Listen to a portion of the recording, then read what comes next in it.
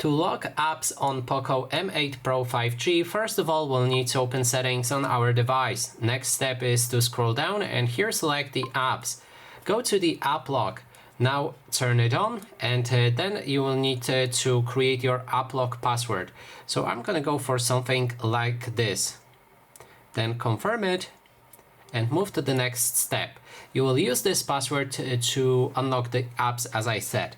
Then you can add the app lock password recovery through the Xiaomi account. I'm gonna click on that now. I don't want to do that.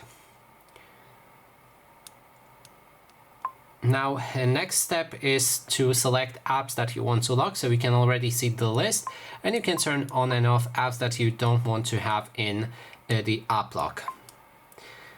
Let's cancel the fingerprint unlock as well. So here, as you can see in the full menu, you'll be able to find 8 apps locked in my case and 66 apps that are not locked.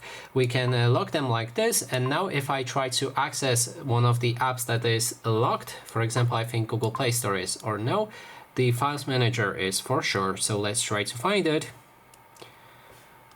Right here.